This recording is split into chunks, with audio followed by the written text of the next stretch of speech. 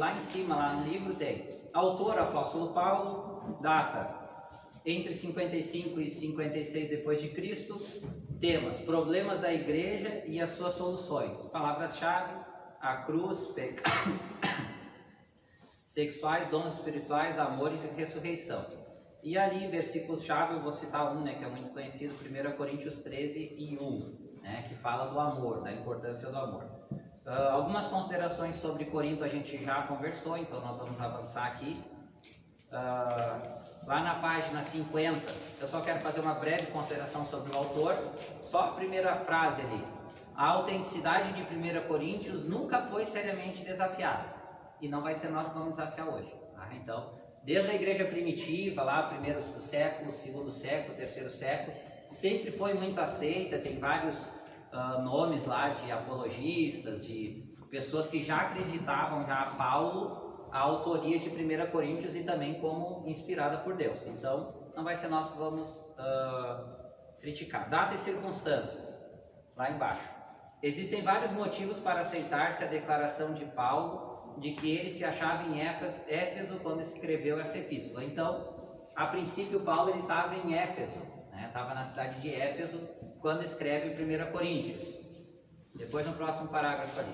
Não era coisa fácil escrever-se naqueles dias, porém, de acordo com 1 Coríntios, dos 5 até o 9, capítulo 5 até o 9, Paulo já tinha escrito a esses irmãos, mas ignoramos como se perdeu essa carta mencionada. Irmãos, aqui só uma consideração rápida. A gente sabe que, pelo menos, Paulo escreveu 4 cartas aos Coríntios. Pelo menos 4. Mas na Bíblia tem só 2. As outras cartas se perderam.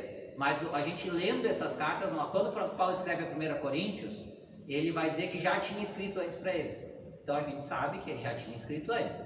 E ali no intervalo de 1 e 2 Coríntios, provavelmente teve outra carta também. Então pelo menos 4 cartas ele deve ter escrito. Mais 2 a gente ainda tem as outras. Aprove a Deus não preservar para nós. Mas ele escreve ali então na 1 Coríntios que já tinha escrevido para eles antes. Então Paulo escreveu várias vezes aos Coríntios. Vamos pular um parágrafo, vamos para o outro lado. Então Paulo ele vai plantar aquela igreja, ele vai ficar 1 ano e meio lá naquela igreja, vai fundar aquela igreja e vai sair, vai continuar as viagens dele, as missões dele. E depois vai vir um camarada, está lá no 4º parágrafo, diz assim: depois Apolo passou por Corinto, onde pregou com tanta eloquência que alguns formaram um partido, dando-lhe seu nome, ao passo que outros ficaram fiéis a Paulo, que tinha pregado a pura verdade, porém com simplicidade, com o propósito de evitar que os gentios fixassem sua atenção nele. Então aqui já começou uma primeira atenção lá.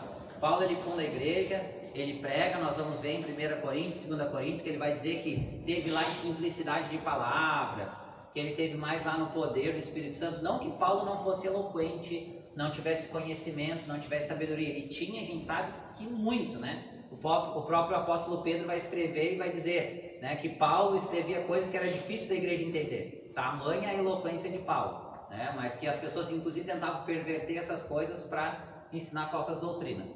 Mas Paulo lá em Corinto, diante de toda aquela perversidade da cidade, por isso a importância da introdução dessa aula, diante de toda aquela situação lá daqueles coríntios lá, e das pessoas que viviam lá, ele prega um evangelho mais simples, mais focado, mais focado. E aí depois vem Apolo, que sucede ele, que eles não eram rivais, fique bem claro, Paulo e Apolo não eram rivais, eles eram irmãos em Cristo. Ele mesmo vai dizer, eu plantei, Apolo semeou, mas Deus que deu o crescimento, não que planta, outro é o que semeia, mas Deus que dá o crescimento. Mas aí Apolo chega com uma pregação mais eloquente.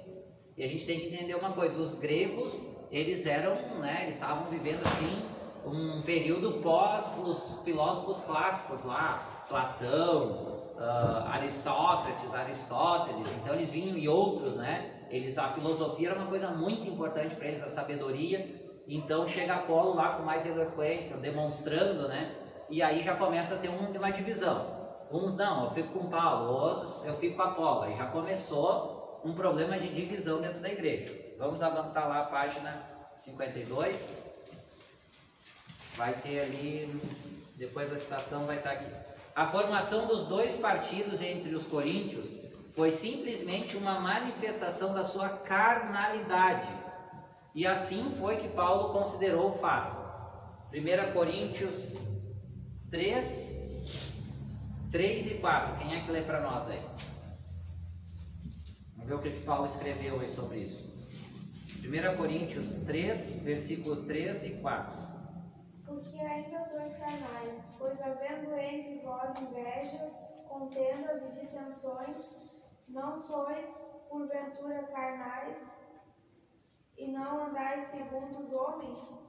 Porque dizendo um, eu sou de Paulo, o outro, eu sou de Apolo, porventura não sois carnais? Então, irmãos, ó, quantas vezes ele fala carnais aí nessa... Carnais, vocês são carnais, vocês são carnais. Aí ele já vai dizer, uns dizem que são de Paulo, outros dizem que são de Apolo. Vocês estão fazendo partidos, vocês estão escolhendo. O que aconteceu aqui, irmãos? Uma coisa que já é uma aplicação para os nossos dias, tá? Que a gente tem que ter cuidado. Aqui ficou claro que uns gostavam da pregação de Paulo, mais simples, mais focada, mais objetiva. Outros gostavam da pregação de Apolo, uma pregação mais eloquente, trazia mais eloquência, né? Talvez lá a gente não tenha acesso exatamente aos sermões lá, mas era uma coisa mais profunda, mais contextualizada e tal. Não que Paulo, né? Paulo entendeu o público dele. Paulo tinha condição de pregar tanto quanto eloquentemente quanto Apolo. Mas já começou, não, eu gosto das pregações de Paulo, eu gosto das pregações de Apolo. Já começou aquela divisão ali. Então a gente já tem que entender hoje que cada pregador tem o seu jeito de pregar, cada pregador é usado por Deus de um jeito diferente. E nós podemos ter preferências, não tem problema da gente, eu gosto mais das pregações desse tipo, né, desse jeito. E aí tem pregadores, né, eu gosto desse, daquele outro, porque eles pregam desse jeito. Eu já não gosto mais daquele estilo de pregação, assim. Não tem problema a gente ter preferências, não tem problema tanto de pregadores, pregadoras, como estilo de pregação. O problema é a gente rejeitar o outro. A gente só pode rejeitar um pregador ou um tipo de pregação, não estou dizendo que não possa rejeitar, mas o cara prega a Bíblia, ensina a Bíblia, mas ele tem um jeito de ensinar que não te agrada tanto o jeito que tu gosta de aprender. Beleza, tu não pode rejeitar aquela pessoa e a pregação dela, porque tu gosta de um outro estilo. Agora, a ressalva é o quê? Independente do método, da forma, se o camarada for lá e não pregou a Bíblia, e pregou vontade humana, e pregou doutrina de demônios, aí a gente tem que rejeitar a pregação dessa pessoa, né? E já ficar o pé atrás com ela, entenderam? Mas caso não pregue Bíblia, caso venha, foi chamado para pregar e faça um show lá no altar, ou lê um versículo bíblico e não fala nada a ver com aquilo, e não fala nada a ver com a palavra de Deus e vem da vontade humana. Agora, se a pessoa for lá e pregou a palavra, independente do estilo, do nível intelectual, do nível cultural, a gente tem que respeitar, né? Podemos ter nossas preferências, mas não podemos rejeitar aquilo que vem da parte de Deus, amém? Então foi o que aconteceu lá. Paulo e Apolo pregavam a palavra. Paulo naquele momento lá pregou com mais simplicidade, tanto que na carta dele ele já vai trazer uma eloquência nas explicações, tipo assim, ele está meio que indiretamente dizendo, eu preguei em simplicidade para vocês, mas eu sei ser eloquente também, eu estou escrevendo várias exortações para vocês aqui, já com um nível bem mais alto do que eu preguei com vocês. E Paulo vai dizer, porque vocês estavam no leite, eu não preguei, eu não dei alimento pesado para vocês, porque vocês estavam no leite. E ele ainda vai lá em 1 Coríntios e vai dizer, e vou dizer uma coisa para vocês continuam no leite ainda, vocês eram imaturos, ainda vocês continuam imaturos, mas agora eu vou já, chicotear, dar uma chicoteada para ver se vocês se ligam. Amém, irmãos? Amém. Então a gente tem que ter essa distinção, ter esse cuidado aí. Vamos adelante aqui. Depois mais embaixo ali vai dizer assim, além da mencionada carta à igreja de Corinto, veio a Éfeso a família do irmão Cloe, e os membros dessa família contaram a Paulo detalhadamente a condição espiritual da igreja. Como é que Paulo ficou sabendo dessas coisas? Por várias fontes, a gente sabe lá. Alguns irmãos escreveram para Paulo e mandaram uma carta para Paulo lá para Éfeso, né? Paulo, está acontecendo assim, lá em Corinto. E teve a visita também em Éfeso, a família do irmão Cloe, que essas pessoas foram lá e contaram também as coisas. Além de uma carta que ele recebeu, ele teve informação de pessoas dessa família. Que, eu recebi uma carta lá assim, que estou conjecturando, tá, gente? Paulo lá em Éfeso, chega os da família de Cloe lá, que era irmão em Cristo lá, e diz, olha, eu recebi uma carta aqui dizendo que está acontecendo isso, isso e isso, e eles vão lá e confirmam. Não, realmente está acontecendo isso, e contaram até mais coisas provavelmente. Então Paulo não foi o Espírito Santo que revelou para Paulo, tá, irmãos, que estava acontecendo tudo isso em Corinto. Ele teve informações por meio de carta e por meio de testemunho oral também de quem estava ali visitando ele, que veio de Corinto. Então é dessa forma que Paulo fica sabendo. Paulo não estava lá, né? Mas ele recebe informações. Então também mais uma aplicação para os nossos dias. Tem gente às vezes que acha que, vamos pegar aqui os líderes, né? Um líder de uma congregação lá, aconteceu uma situação com um membro lá, e tá dentro da alçada dele, alguém veio contar para ele, ele vai resolver. Mas tem coisas que às vezes a gente tem que conversar com, no caso aqui, no nosso caso, a nossa igreja, o pastor Paulo. Né? Uma coisa às vezes que o líder sabe até onde vai a autonomia dele ou não. Então se esse líder for lá conversar com o pastor, está acontecendo um caso lá, e eu acho que esse caso aqui eu quero conversar com o senhor para ver como é que a gente vai resolver, porque temos que conversar isso aqui, uma coisa mais cabeluda aí. Não dá para chamar o irmão de fofoqueiro. Não dá para chamar quem veio contar para o líder, às vezes a pessoa não veio, ficou sabendo por algum irmão da congregação, está com um problema, o outro irmão está sabendo, vem e conta para o líder, é fofoqueiro. Não é o que aconteceu. Qual era o propósito dos da família de Cloe de escrever a carta? Era fofocar para Paulo? Ou era pedir ajuda para Paulo, para que Paulo trouxesse uma orientação diante daquelas dificuldades? Então, às vezes, claro que tem a fofoca, né, gente? Não estou dizendo que não tem. Aquela falar por falar ou falar para criticar. Mas quando a gente fica sabendo, principalmente os líderes, né, de ministério, de igreja, enfim, quando a gente fica sabendo de alguma coisa de uma pessoa que está passando por uma necessidade, a gente tem que tentar fazer alguma coisa para ajudar. E aí não é fofoca, daí é uma informação que é válida. Então, já tinha essas coisas na igreja lá e tem nos dias de hoje. E se for com a intenção de ajudar a pessoa, de ajudar a situação, não é fofoca, tá, gente? É uma necessidade até que a igreja tem. Tá aqui um exemplo da motivação de Paulo para escrever os Coríntios. Amém? Paulo os da família de Cloe não eram fofoqueiros, tá? Nem os que escreveram a carta. Não, os fofoqueiros contaram para Paulo. Os fofoqueiros contaram para Paulo, daí Paulo foi lá e quis escrever a carta. Dá para pegar um exemplo, né, Marco? Lá no Velho Testamento, mas para trazer nesse contexto, é mais um exemplo que a Bíblia fala a respeito de Mardoqueu, Mordecai, dependendo, que estava sentado à porta do palácio e ouviu uma conspiração contra o rei Assuero na época, né? Sim. Ele ouviu aquela conspiração que aqueles homens queriam matar o rei. Sim. Então ele foi lá e informou daquela situação, né? Ou seja, o rei foi livre devido a essa informação que ele escutou. Então não foi uma fofoca, ele levou uma informação verídica do que estava acontecendo. É a mesma coisa que muito bom exemplo.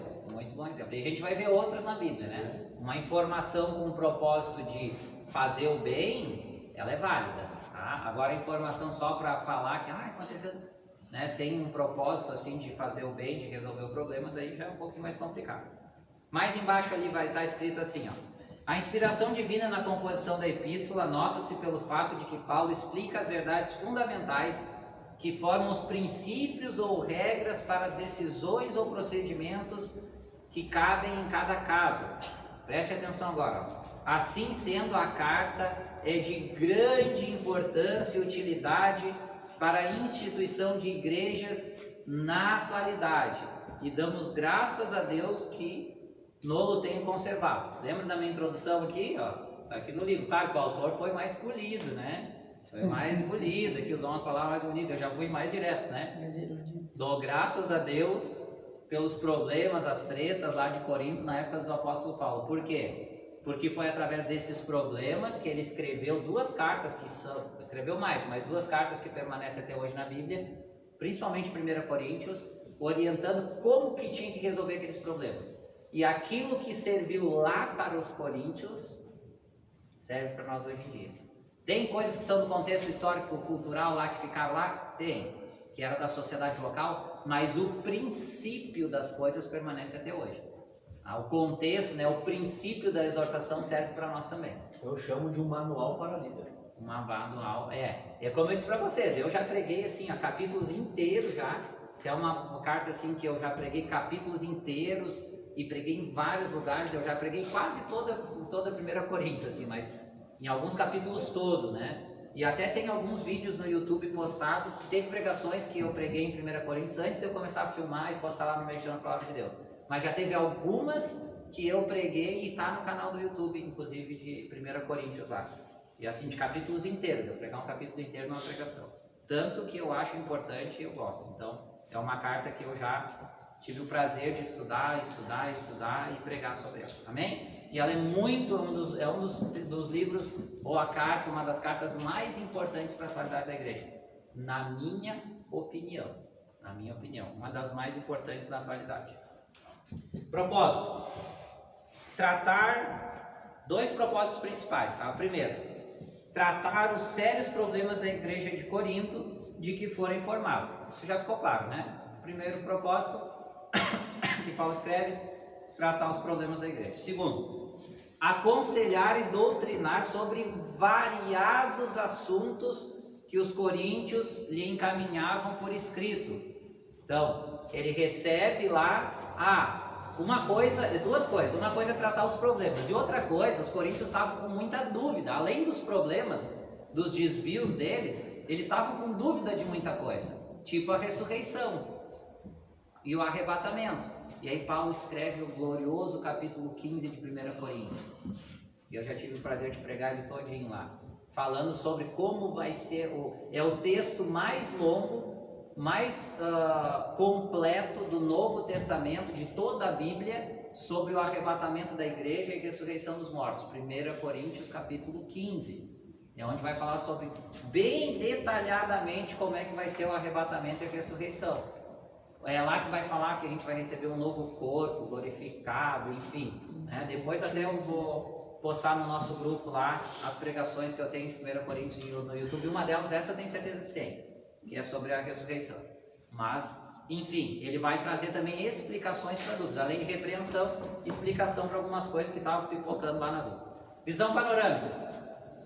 Nós vamos ver ali, né, o problema das carnalidades, né, que a gente já falou na introdução aqui. Então tem alguns tópicos ali da visão panorâmica. Espírito de divisão, tolerância de pecado do tipo incesto. Era um filho, né, que estava tendo relações sexuais com a mulher do pai. Está lá, tinha isso lá em Corinto. Imoralidade sexual em geral. Né? Lembra que eu falei na introdução, muito importante entender a cidade de Corinto, o templo de Afrodite, a questão das prostitutas profissionais, mais de 1000 sacerdotisas. Então, a questão da imoralidade sexual lá era um negócio que eu acho que nenhum lugar naquela época tinha tanto quanto Corinto. Então, era um problema sério para eles, né? A imoralidade sexual em geral. Ação judicial entre irmãos, nós vamos ver lá Paulo perplexo, né? Não tem entre vocês juízes alguém que possa mediar. Um irmão está com problema com o outro, não resolveu um com o outro, chama um líder da igreja aí para mediar esse negócio. Um está devendo para o outro, não tem como pagar, vamos parcelar, vamos ajeitar isso aí.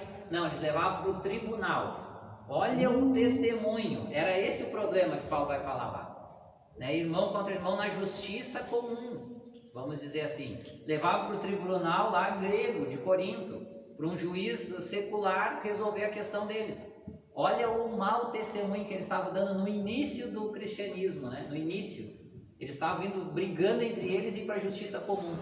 Então, Paulo não censura lá a discórdia em si, mas chama ali, né? E olha exemplo para nós. Está com problema com o irmão, está com problema com uma irmã, vamos tentar resolver diretamente, não deu, tenta achar um líder da igreja para mediar esse problema, né? Não vamos para a justiça, serve ainda para nós isso aí.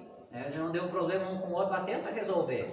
Se não deu para resolver direto, chama um líder da igreja para tentar mediar isso aí. É uma orientação para nós ainda.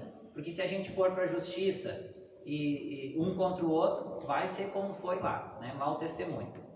Claro que a gente tem direitos, eu não estou dizendo que a gente não tem que lutar pelos nossos direitos, tá, irmãos?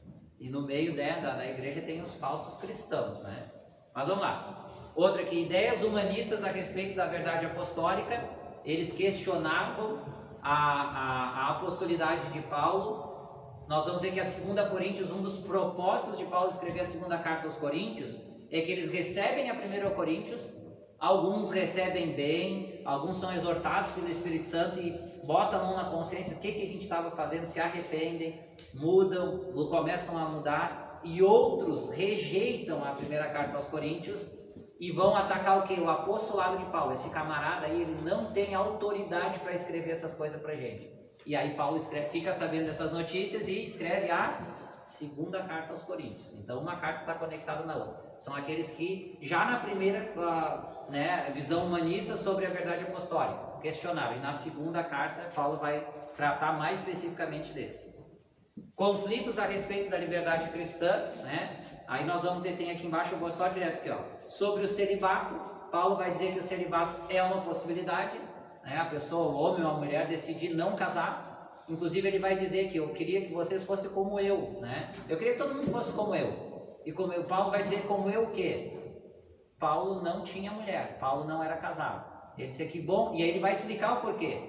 Porque quem não é casado não tem que se preocupar com as coisas do marido ou da mulher. Tem que se preocupar só com as coisas de Deus. Então Paulo, né, não censura o casamento, mas ele vai dizer, eu queria que todo mundo fosse como eu, porque ele vai só se preocupar com as coisas de Deus. Paulo era celibatário. Tá? Mas ele vai dizer também sobre o casamento, mas ele vai dizer lá, quer casar? Casa, não peca fazendo isso. Entendeu? E aí vai dar orientações sobre o casamento, a gente vai falar. Vai falar sobre o culto público, inclusive a ceia do Senhor. Outra coisa, também lá em 1 Coríntios capítulo 11, principalmente a partir do versículo 23, já preguei isso também, sobre a ceia do Senhor. Onde é que diz detalhadamente como é a ceia e o propósito da ceia? A gente vai tratar aqui. 1 Coríntios capítulo 11, nos outros lugares até fala de ceia, mas ali é o lugar que ele detalha. Por quê? Porque as pessoas estavam fazendo a ceia errada, estavam participando da ceia errada. Oferta para os santos de Jerusalém, na minha opinião, também já é bem interessante isso aqui, apesar que em 2 Coríntios ele aborda de forma mais clara, é melhor para a gente entender isso. Vamos continuar aqui, mais embaixo. Os ensinos mais importantes de Paulo em 1 Coríntios está nas manifestações dos dons do Espírito nos cultos da igreja. Então vai falar sobre o culto, vai falar sobre os dons espirituais e sobre o uso dos dons espirituais no culto público daí. A gente vai ver isso mais para frente também. Vai falar também ali da questão que o Espírito Santo é que usa os crentes fiéis. Vai falar da questão das ordenações, né, que vai ter diversidade na unidade, capítulo 12 de 1 Coríntios. Vai falar dos dons. Depois vai falar da unidade orgânica, né? Um é braço, outro é pé, um é mão, né? Mas Cristo é o cabeça. Só que Deus dispôs cada um no corpo de acordo com a vontade dele. Uns são apóstolos, outros são missionários, outros são profetas, outros são mestres, um outro é diácono. Estou aqui acrescentando, tá, gente? Mas Deus escolhe cada um para fazer uma função, ou mais de uma função, mas quem escolhe é Deus e quem capacita é Deus. Esses são os pontos. No capítulo 14, Paulo faz distinção essencial entre edificação individual e coletiva.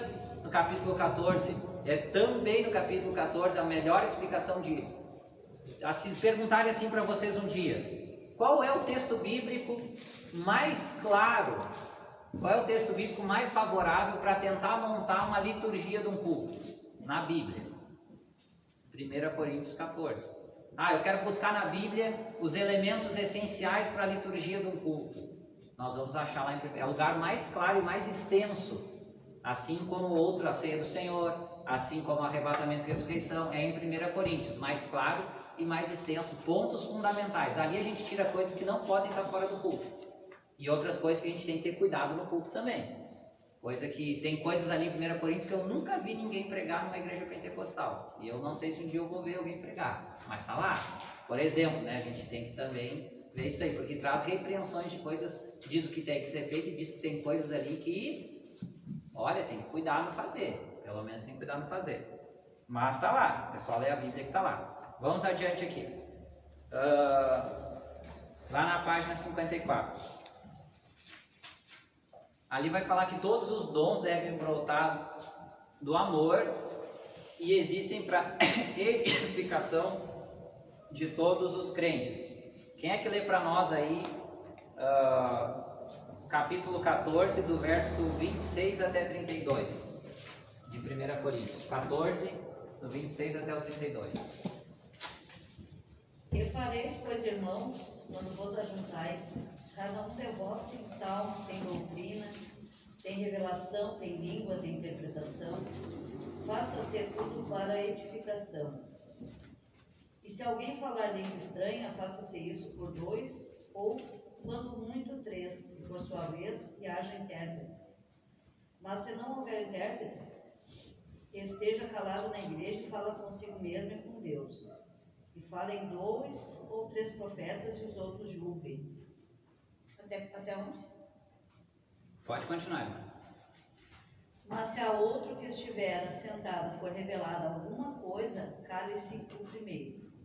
Porque todos podereis profetizar um depois dos outros, para que todos aprendam e todos sejam consolados.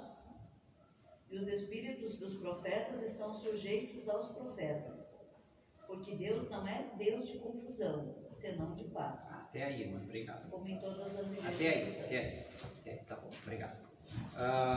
Eu vou direto nos pontos-chave aqui, tá? Vou ser cirúrgico aqui.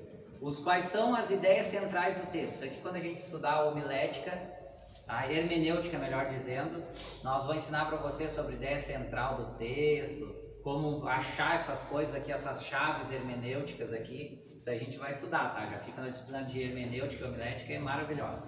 Mas vamos lá. Vou ser cirúrgico, vou para as ideias centrais, os pontos-chave aqui. No título da minha Bíblia, aqui no subtítulo, é ordem no culto, né? Mas vamos lá. Primeiro ponto-chave. Tudo seja feito para a edificação da igreja. Princípio de culto. Tudo que acontece na liturgia da igreja, esse aqui é o princípio. Seja feita para a edificação da igreja. Orar, cantar, pregar, fazer uma apresentação teatral, uma dança. Tudo que acontece aqui está falando do culto, tá, irmãos? Do culto público, reunião de igreja, que nem a gente tem hoje. O princípio básico do culto é o quê? Tudo seja feita para edificação da igreja. Qualquer coisa que é feita no culto que não tem o propósito de edificação da igreja deve ser, no mínimo, analisado, na minha opinião. Analisado e revisto para ver se precisa continuar ou não. Tá? Então, o propósito é edificação da igreja. Segundo ponto aqui, tá? O espírito dos profetas está sujeito aos profetas. É outra coisa que a gente vê. Isso aqui é uma coisa que, infelizmente, hoje em dia tem muito escândalo, tem muito exagero, porque tem pessoas que confundem poder do espírito com extravagância e exagero, né? Corre, rola, grita para lá, corre para cá, anda de 4 pés que nem leão, enfim, sabe? Dá aqueles rodopios, fica rodopiando, enfim, tem coisa assim, ó. Eu não estou dizendo que o espírito não possa tocar uma pessoa, não me entenda mal, pelo amor de Deus. E essa pessoa tem uma experiência, eu já tive várias, e eu fico muito feliz quando eu tenho experiências com Deus, assim, no culto, né? Mas assim, ó, quem já me viu pregar, né? Por exemplo, a pregação. O propósito da pregação é pregar a palavra, é ensinar a palavra. Não é diferente da aula de hoje, é tratar de assuntos sobre a Bíblia. Claro que vai ter momentos que o pregador ele vai chorar, pode aumentar o tom de voz, pode, né, oscilar, assim, ter um momento de emoção, porque é a palavra de Deus viva. Ela é viva para quem ouve, mas ela é viva para quem prega também, né? Mas isso não quer dizer extravagância, exagero, né? Então a gente tem que cuidar, porque o que diz aqui? O espírito dos profetas está sujeito aos profetas. Eu já ouvi, talvez vocês já ouviram alguém justificar assim, fazer um negócio que a gente fica olhando assim, meio até assustado. Às vezes eu fico até meio assustado quando acontecem umas coisas assim, e aí a pessoa mesmo falar, eu estou tomado de Deus, né? Porque eu não consigo me controlar, porque eu estou fazendo isso porque Deus me tomou, né? Eu acho uma dificuldade aqui em aceitar isso mediante a palavra. O espírito dos profetas está sujeito aos profetas. Então Deus ele enche, Deus ele capacita, o toque de Deus é maravilhoso, quem já foi tocado, possuído por Deus, sim, pelo Espírito Santo. Mas quando a gente está fazendo no culto público, aqui está falando de culto público. E ele não toma consciência também, né, Marco? Ele não toma, porque o espírito do profeta está sujeito ao profeta. Quer dizer o que? O Espírito Santo, quando ele se aposta de alguém, por exemplo, no culto, vamos separar as experiências. Eu já tive experiências, por exemplo, de estar orando num monte, eu e um irmão só. E assim, aí eu senti a graça de Deus cair sobre nós assim, de eu me atirar no chão, chorar, sabe? Mas estava eu e o irmão ali no monte, alguns irmãos, ou em casa orando sozinho no banheiro, dentro do carro, às vezes dirigindo, assim, às vezes tem que parar o carro, porque eu não conseguia enxergar de tanto que eu chorava. Às vezes o pessoal pensa, irmão Marcos, prega expositivamente. Não, irmãos, eu tenho várias experiências com Deus, eu anseio por experiência com Deus. Mas por que na igreja tu não faz essas coisas, irmão? Porque o espírito do profeta é sujeito ao profeta e tudo tem que ser para edificação da igreja no culto público. Então a gente tem que ter consciência. É como o irmão Fernando falou, o Espírito Santo não tira a nossa consciência.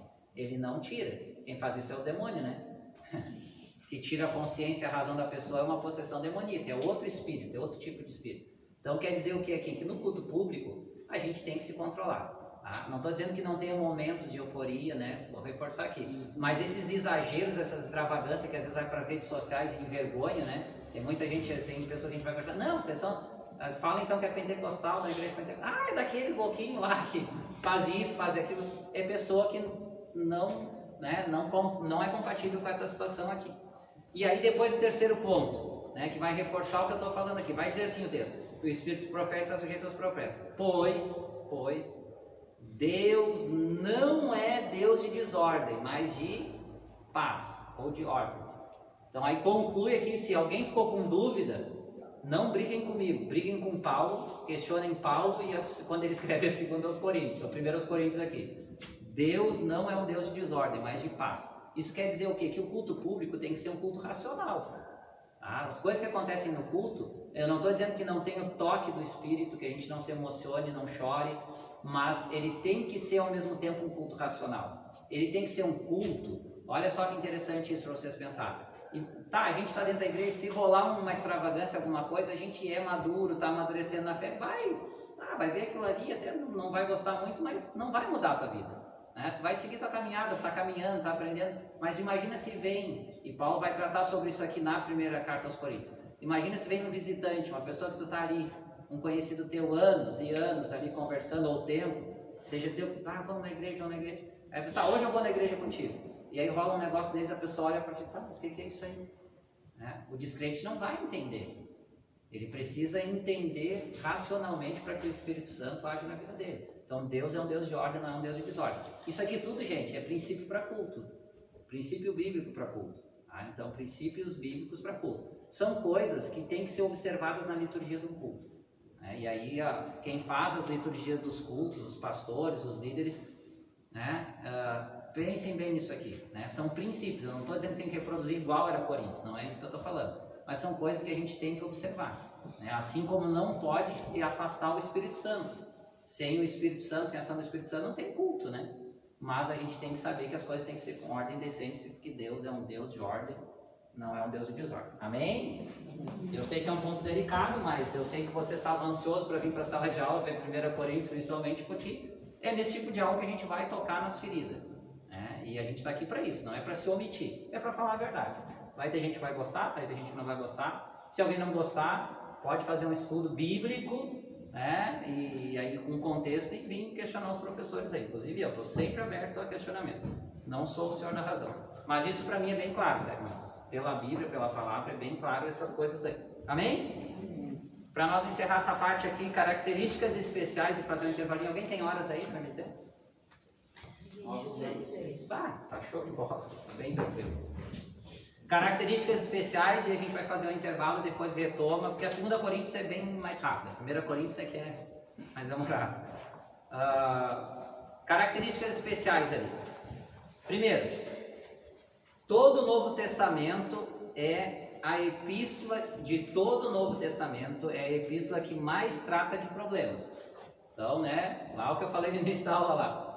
É a carta que mais é abordada de todos os escritores do Novo Testamento de cartas, é a que mais é apontado e abordado os problemas. Isso quer dizer o quê? Que a igreja de Corinto era uma igreja extremamente problemática, como Paulo chama eles, carnal, vocês estão no leite ainda, vocês não amadureceram quando eu estive aí, e eu não preguei mais pesado para vocês, mais profundo, porque vocês eram imaturos, apesar de eu ficar 1 ano e meio, ele ficou 18 meses lá, daí depois ele fica perplexo, eles pioram ainda.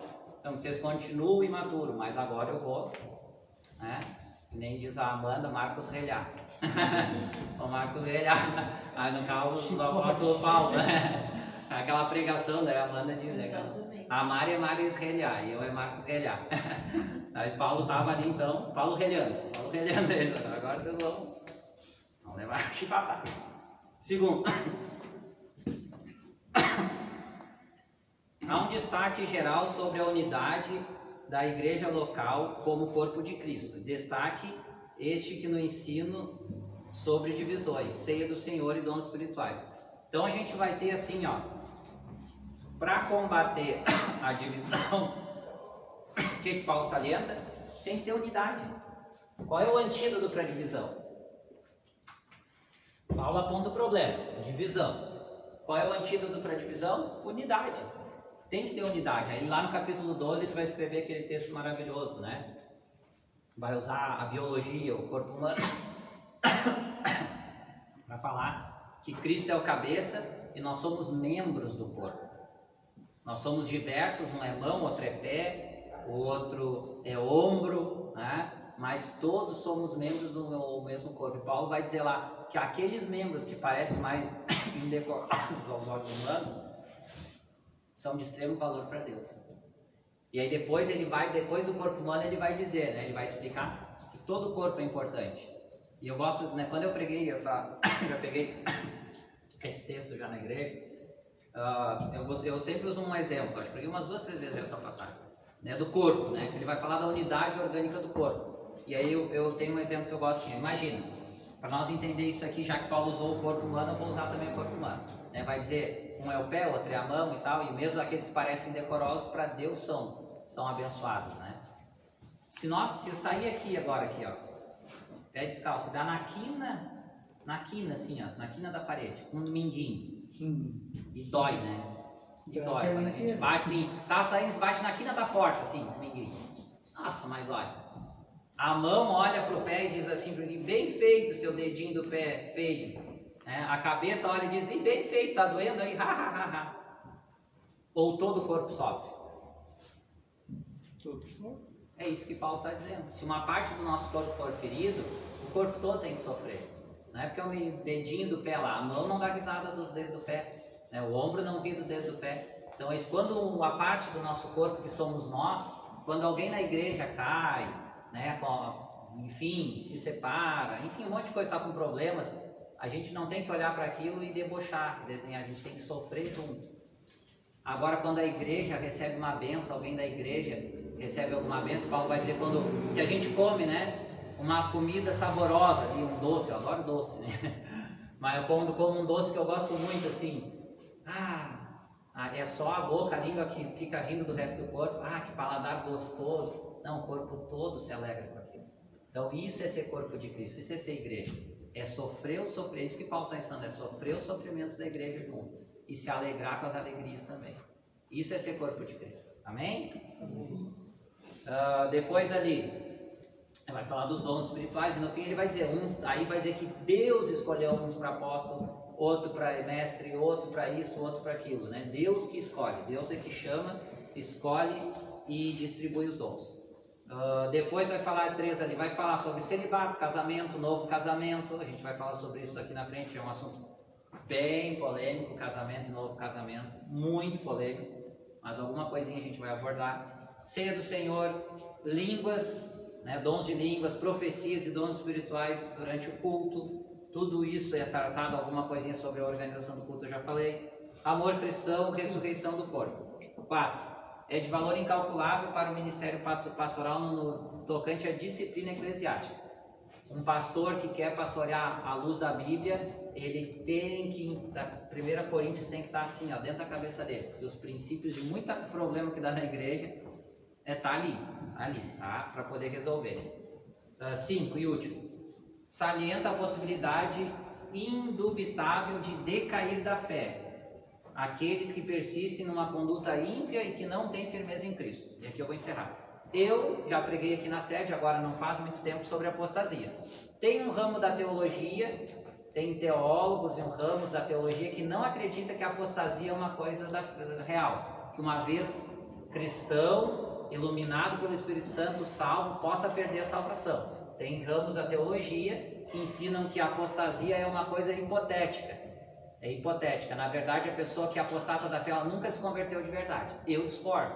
Eu sou de um ramo teológico que acredita na realidade da apostasia. Segundo vários textos bíblicos, principalmente Hebreus 6, do 4 ao 6, que vai dizer que aqueles que uma vez foram iluminados, receberam a palavra de Deus, receberam o Espírito Santo, receberam as dádivas dessa vida, receberam as dádivas da vida posterior, mas caíram da fé ou apostataram da fé, é impossível que eles sejam reconduzidos. Para isso acontecer, Cristo tinha que vir de novo e morrer de novo numa cruz para que eles pudessem ser salvos de novo, coisa que não vai acontecer. E aí a gente vai ver, Hebreus mesmo tem vários textos, não é só esse que fala de apostasia, a Bíblia toda, 1 Coríntios fala também. Né? Então eu acredito na possibilidade, infelizmente, né, na possibilidade real da pessoa cair da fé irreversivelmente. Mas tem ramos da teologia, vocês vão ver bons teólogos, né, defendendo que a apostasia ela não é real. Mas isso aí, né, é uma coisa aberta. Eu penso que, como autor do livro aqui, Paulo é bem claro em 1 Coríntios sobre a possibilidade da apostasia. Vamos fazer um intervalo, irmãos?